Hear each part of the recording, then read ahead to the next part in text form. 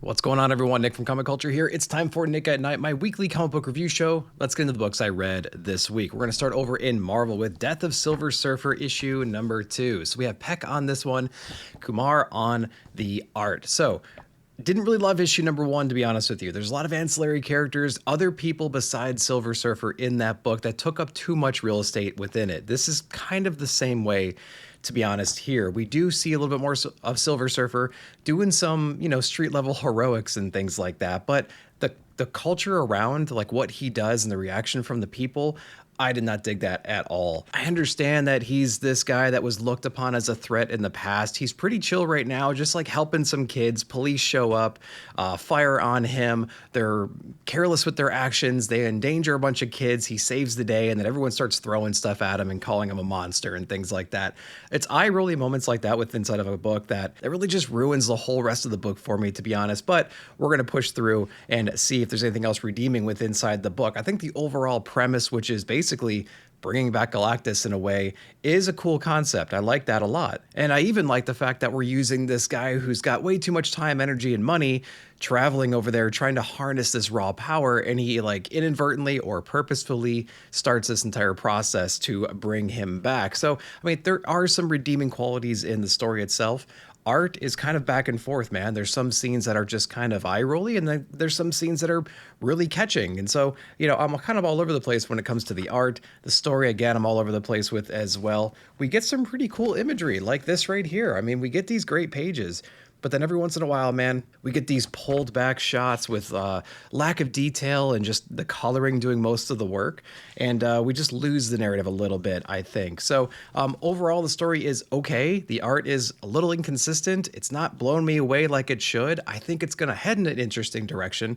It makes me want to read issue number 3. I hope I don't regret it. Let me know what you guys thought. Continuing Marvel, we have Predator versus Spider-Man. We have issue number 4 out right here. So we did get a little bit of what I actually wanted in this series, which was Kraven versus some freaking Predators. Like, that's what I wanted. I don't want Peter swinging around, webbing up a bunch of Predators. I don't want Mary Jane running around trying to figure out how she's going to save herself and whoever she's with at the moment. I want Kraven versus Predator. I wish that was the book right here. We did get a little bit of that inside the issue, and he actually got branded in a way, right? Like, he got the respect of the Predators for how badass of a hunter Kraven really is, and that got me going. That was like the best part of the entire issue. Everything else about this issue honestly was really a blur, so like Peter swinging around, doing some stuff, saving people, grabbing the bomb before it blows up, taking it out to an isolated area. All that stuff was like put right on the back burner because of that Kraven battle, and it wasn't even a whole lot. It was just the idea of Kraven getting in there that really kind of set me up right there. I need to go back to the solicitations and see if there's more. We're on issue number 4. This almost feels like it's over in a way, but it can't be. Like, it was too abrupt, I think, and there has to be some more story over to here. So, like, if you know just off the top of your head,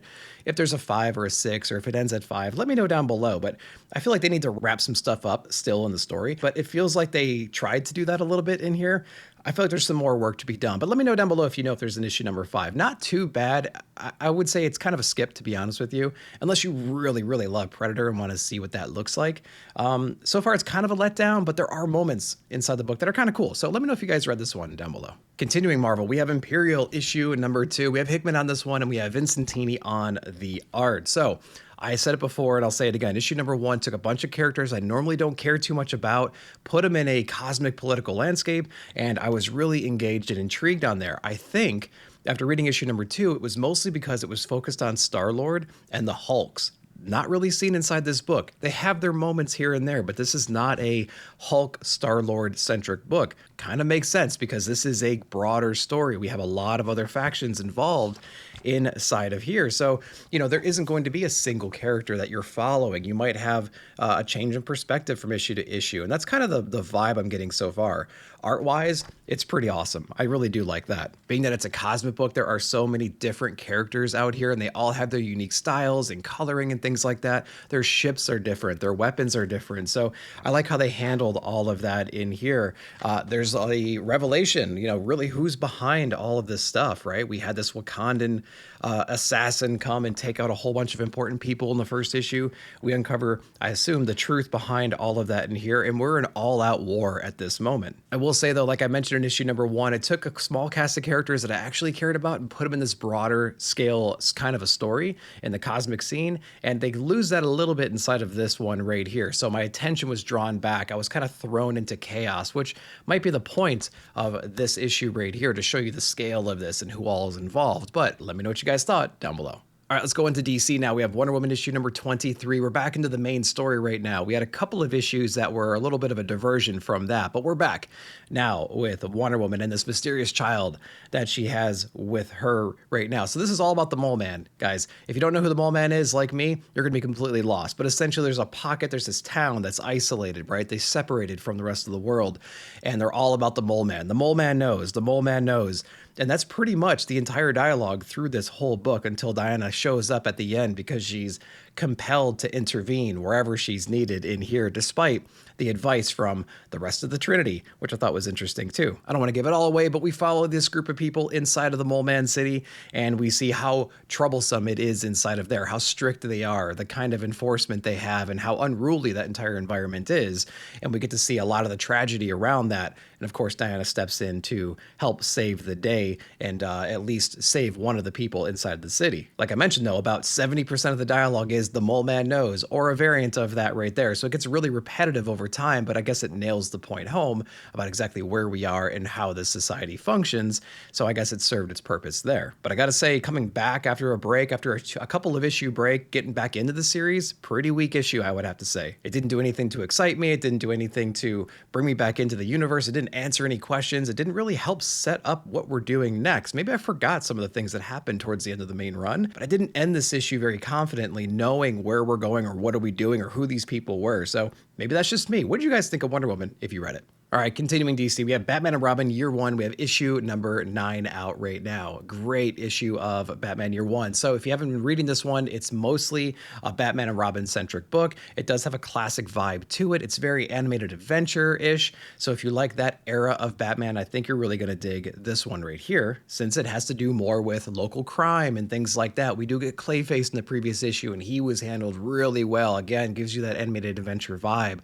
So if you like more grounded street level Batman, which I know he already is, but this isn't cosmic, this isn't futuristic, this isn't like monsters and stuff like that. This is taking on crime families with a little bit of twist here and there. So new crime families moving in, other crime families are trying to figure out what to do with it. He has a lot of muscle, a lot of resources, so they have to figure it out, and Clayface is a integral part of this entire scheme right here. Of course, then you still have a young Robin, so he's going through all the motions right now, not quite paying attention to what's happening.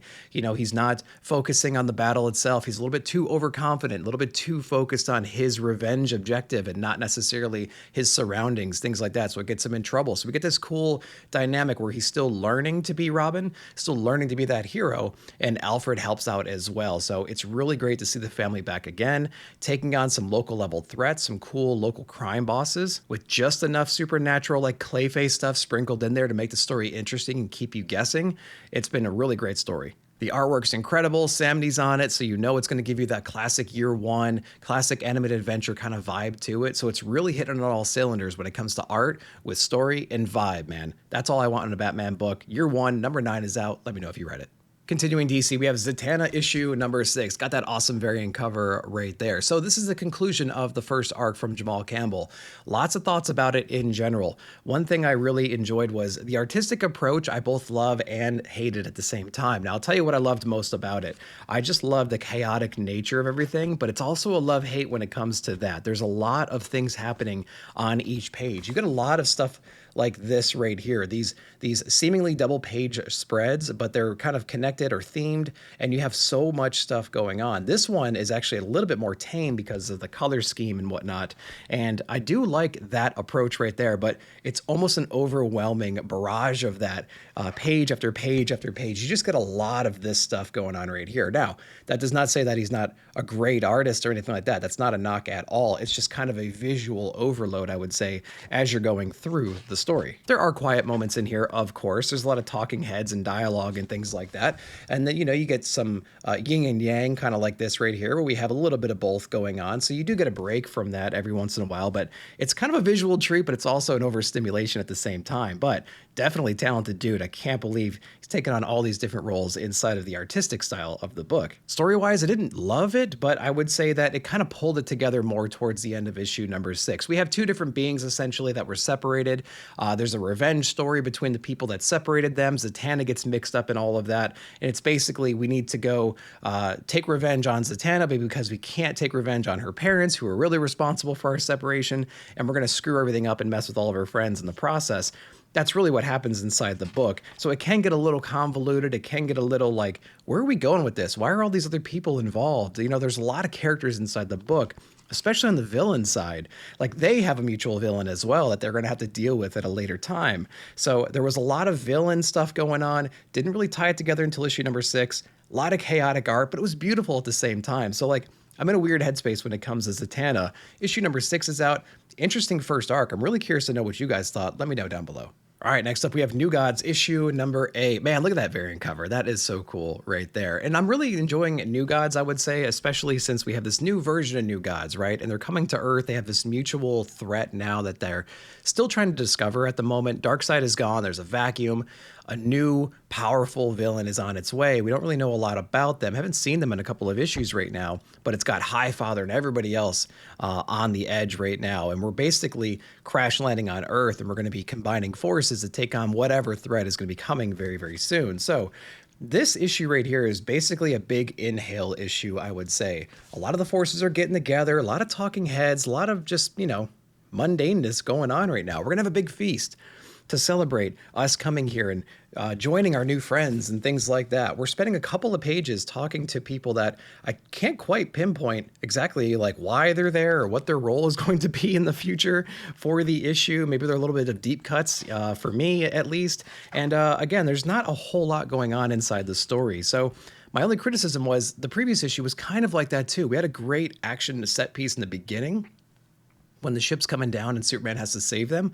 All the dialogue that preceded that was a little bit bland for me, to be honest with you. And now we have this next issue here where it's kind of the same thing. So again, there were moments inside the story that had a little bit more action to them, but overall, I would say it's a pretty tame issue. And I guess it might be just the calm before the storm. I don't exactly know. A lot of beautiful artwork in here though, so we do get that quality. But New Gods issue number 9, kind of an inhale issue, not a whole lot going on, setting up a few things. Let me know what you guys thought down below. We're going to wrap up DC with Absolute Batman issue number 10 right here. This was an amazing issue, I thought. Now, I've liked the world building they're doing inside this Absolute universe.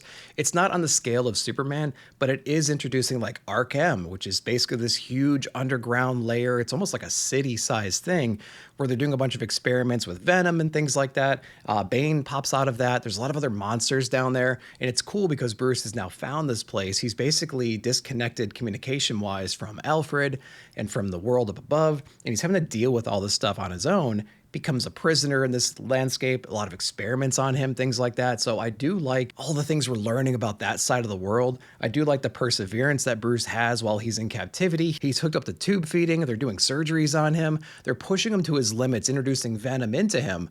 And his caregivers, like the different doctors and the different people running the show, they're all about this right now. Like, they are way overconfident that they can continue doing this to a guy like Bruce, to somebody like Batman, and they have no problem pushing him to his limits because they have Bane around to help keep him in line if he ever tries to escape. Bane, on the other hand, is playing this really cool role where he wants Bruce to keep pushing and pushing the limits of his surgeries and his physicality, things like that. Like, he wants him to try to escape, and every time he does, Bane's going to be there to punch him right back down and break him yet again. So it's a really cool battle right now going on between Bane and Bruce. Bruce and this his captives and all the surgeries are doing to him. And I gotta be honest, it reminds me of the Christopher Nolan movies where basically Batman is in the pit where Bane was born and he's trying his best to like recover from his injuries and whatnot and do the gauntlet, right? Basically run up that wall and try to do what other people haven't done before, and he fails over and over and over again, and he has to keep going back to try again, right? Try something different, try something new, basically let go of everything to escape. And I feel like that's what we're going to be doing inside of this issue here. and I'm really excited to see where it goes. So Absolute Batman issue number 10 surprised me a whole lot, man. This is a really great issue. Pick of the week right here. Let me know what you guys thought. Let's go over to IDW next on issue number 10, TMNT. We have Jason Aaron and Juan Ferreira on the art over here. So the art is continuing to be the highlight of this story right here. Although in this issue, there's not a whole lot to explore. There's a bunch of turtles sitting around in court right now doing a horrible job defending themselves against whatever the bogus charges are that are thrown against them. So the majority of this book, I would say at least half or so, is them in the courtroom, just kind of hanging out, hearing the witnesses and everybody, all these corrupt people, tell all these lies about them and that they beat up everybody and started this war and did all this stuff. Before all of that, we get this cool little jail montage right here where we think we're going to get our brothers all back together, but, you know, they're still brothers and they still like to bicker and fight. So there's a moment where they all kind of get together at this scene right here, and, you know, it leads into our courtroom scene and everything where things just fall apart inevitably after that. But I gotta say, like, as you're reading this, you're kind of thinking, you know, how are they gonna get out of this? Like, they're in this courtroom setting, everything is against them right now. There's no way they're gonna be found innocent. Like, the jury is cheering for them to go to jail or be executed or whatever the sentence is going to be. And we get a hint as to like how they're gonna get out of this situation towards the end of the book. And I'm excited for that. That's gonna be pretty cool. I would say overall issue number 10 is, again, a downbeat. It's kind of like New Gods, where it was like, it was heading in a decent direction, and all of a sudden we have this little slump right now. Not to say it's not bad, but it's just not as exciting as the previous issues. Number 10 is out. Let me know if you read it. Let's go over to Image for the next several books. We have Tin Can Society issue number 7. Peter Warren on this one right here. So again, it's been a long time since we saw Tin Can Society. I thought that I was going to have some issues remembering what was going on, but I jumped back in and it was pretty easy to dive into the story again. So if you have that same kind of reaction, you're going to be fine going in. They do a decent job of recapping what happened in here. It's almost like they predicted this and they spent a few pages in here kind of reorienting you to the story itself. But again, we have our childhood team of friends grown up right now. One of them is kind of like this Iron Man kind of a dude. He had a handicap that he resolved with this mech suit that he built. The company that he aligned himself with to get to that point was real shady. They went behind his back, they stole some of his technology and some of his DNA to pilot the technology, I think is the narrative here. And they're going to sell this, essentially this army of robots, to the highest bidder in some international water, things like that. But they have to cover up all these loose ends first. So they try to basically assassinate everybody around him and his friends and whatnot. That's where we are right there. We're actually understanding the story, the motives, who the bad guys really are, and we're going to spend the next couple of issues resolving all of that, I would assume. And again, it's been a while since I read the book, so like the dynamics between the characters wasn't lost, but I feel like it was kind of dulled a little bit. Like there's some really cool interactions between the characters. They have a great backstory, things like that, but if you're not reading it month to month, you kind of lose that a little bit, and we're going to get back into it, I would say. So I think this is going to be a really great trade read. We have 2 more issues to go after this, 8 and 9, and I think collectively it's going to make a great read, just back to back to back. So if you haven't been reading this one yet, depending on how issue number 8 and 9 close out the series right here, I would highly recommend picking up the trade if you see it out there. Give it a shot, see what you think. Issue number 7's out though. What'd you guys think? Continuing Image, we have Blood and Thunder issue number 3 out right here. We got EJ Sue on the art, and we have Benito Sereno, what a fun name to say, the writer on this book. Of course, there's other collaborators building the story and whatnot. And I really enjoyed the book leading up until this issue right here. I think there's some repetitiveness inside here, especially on the dialogue itself. I don't mind a few F-bombs dropped in here, but like, I would say half the dialogue is just her reacting negatively to situations because we have this monster that escaped prison at the moment, and he's barreling through people, taking out authority figures left and right, and he's, you know, threatening the population, but we don't really know what his motives are inside of here. Tries to communicate with Blood and Thunder, our main character, and her AI gun in the story, and doesn't really align. Their purposes really don't align, and they don't necessarily agree, but this is a chase issue, to be honest, and it's kind of repetitive. Again, it crashes to the next level. Authority figures come up, he takes them out, she arrives late, cusses, he runs, rinse and repeat for like 20-something pages. Like that's what we get inside of here. Obviously, there's some more dialogue mixed in, and there's some other things happening towards the end of this book. We get some more people, we go to another planet. We try to understand what's maybe the broader picture here. But again, it's very repetitive in its storytelling and in its dialogue. And, you know, this is just like the first issue where that's happened, I would say. Issue number 1 and 2 are still fine. I do like the story in general, but this is that issue number 3 where we really need to get into the meat and potatoes of what we're doing inside the story. So a little bit of a letdown, I would say. A little bit of a step down. That's kind of the theme with a lot of the books out, except for a few this week. But Blood and Thunder is still decent. If you haven't read it, I would say that it's still a good series to check out. Maybe in a collected format. I don't know. Did you guys read this one? Let me know your thoughts. Let's go over to the Energon universe. We have G.I. Joe issue number 9. Joshua Williamson on this one, and we have Melina on the art as always. So this is picking up the story with Baroness and CoverGirl. They're on their own right now. They're overseas. They're a little bit of a vacation, so to speak, I guess, right here. CoverGirl tagging along, trying to follow Baroness wherever she goes, realizes her true intentions on being in this specific spot at that time, which I thought was kind of sweet and cool and everything. Maybe out of character, but I don't know the characters very well. I'm still learning. Of course, they get attacked, right, by Raptor, and Blood sent Raptor out to take them out. I really like that duel right there inside the book. There's a lot of cool moments in here. It felt like the girls were a little bit unprepared, though. Like, they're supposed to be badasses. Like Baroness and CoverGirl, they're supposed to be the best of the best. They get taken out pretty quickly inside the story. Now, you know, they're not equipped. They didn't have any planning. They got ambushed, things like that. I get it, but I still expected a little bit more from them right there. A lot of cool scenes with like local authorities showing up and trying their best. Of course, they're just fodder. They get taken out. And there's some other touch bases with the Joes inside the story. It doesn't really go very far right there, but I think the end of the book is where the book actually shines. Like, Blood has the girls right now. He has CoverGirl and he has Baroness. There's a revenge story there that we explore, and there's an impossible situation that they're put in at the moment, and I can't wait to see, you know, where it goes from there. They're both basically in captivity, and he's like, you know what, if you want to be free, take each other out, whatever means necessary kind of stuff. And so are we going to get a true, like, to the death battle between Baroness and CoverGirl? I don't know. It's leaning that way inside the story, and I'm excited for that in future issues. G.I. Joe issue number 9 is out. Let me know if you guys read it. Let's dip into the Invincible universe. We have Battlebeast issue number 3. Continues to be just an over-the-top gore fest of a book. I'm having a great time with the story right here. And even though I haven't read all of Invincible yet, the Battlebeast character was, you know, just spotlighted in there a few times. This is just a really cool story, even if you don't have any familiarity with it. If you like Ryan Ottley's artwork, if you just want to see him go ham in the story, like, this is a little bit of a different kind of a fight battle issue right here. It's basically Battlebeast taking on like a fleet of starfighters in space, and it's awesome. I love the ship, right? Again, we talk about a main character and an ally that's like an AI companion. This companion doesn't want anything to do with Battlebeast. He's trying to actively kill him because the ship is on his own revenge mission, and it's really kind of funny to have that all happen. There's a third character they throw into here, and he just wants to get home to help save his entire planet from this monster that's taken out the entire place. And so he's on a mission to get Battlebeast back there so he can take out his threat. It's really cool how everyone's motives align inside the story.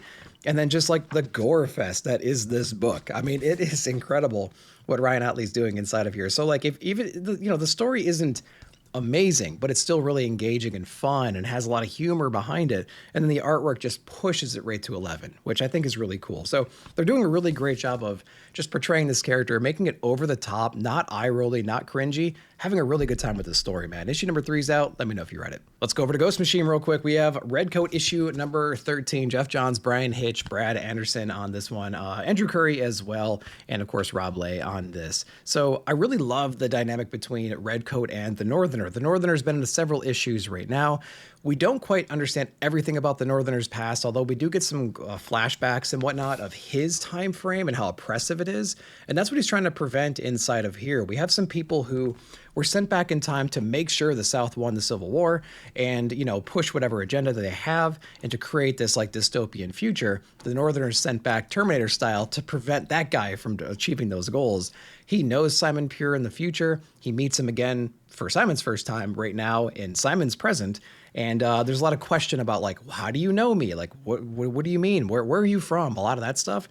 We don't get all the answers, but we get enough to be like, man, I really want to know more, but I know enough to satisfy the story part. And I really hope that they explore that going forward. But I think our Simon Northerner team up right now is going to be postponed for a while because Northerner has been sent away. Not going to tell you where. I'm really excited for that. I cannot wait to see more of that story play out. But this book is very much like the last couple with these two, man. It's just like a lot of fighting, some action. They're thrown into weird situations. They got this guy they're fighting from the future who's way overarmed. And yeah, they try to win the day through whatever means necessary. So that was pretty cool. So the dynamic, the coolness between those characters remains in the story, although it's probably going to be a while before we see it again. But I'm excited for what's set up here in the future. Redcoat continues to be an amazing story. Highly recommend it. Let me know if you read it. All right, let's wrap things up with Ghost Pepper issue number 1. Now we have Lullaby and we have Lucas on this story right here. Highly anticipated book. I've been watching this one on solicitation for quite some time. I got an early copy of it a long time ago, read it, got refreshed for this week, and I really do enjoy the story a lot.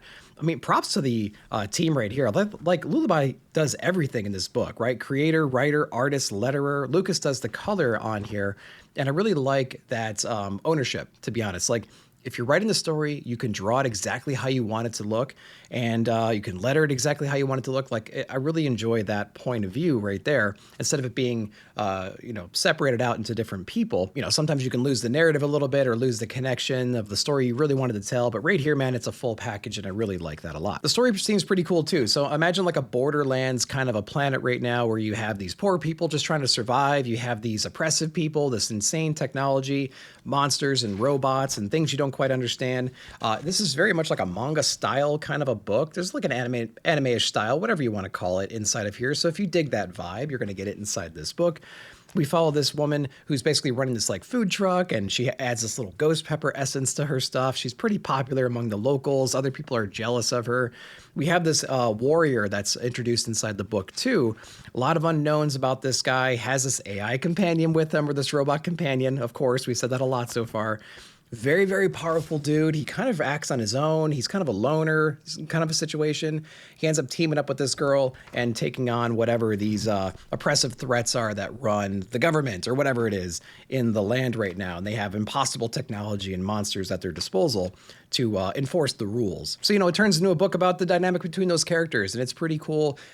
It's a fast read. It's an oversized issue, really quick read, not a lot of dialogue. The action, the set pieces, the art itself speaks for the story. So it is pretty cool. The world is interesting. The characters are unique, and you get a lot of cool battles and coloring and things like that with inside the story. So I think it did enough for me to want to read an issue number 2, see where it goes from there. And yeah, I'm really interested to see what you guys thought of Ghost Pepper. Issue number 1 is out. Let me know down below. All right, guys, that's all I read this week. I hope you enjoyed that. Let me know down below what you read and what your favorite books of the week were. While you're down there, like, subscribe, share, hit that bell notification to be alerted whenever I put out new videos. Thank you so much for watching. We'll see you in the comments.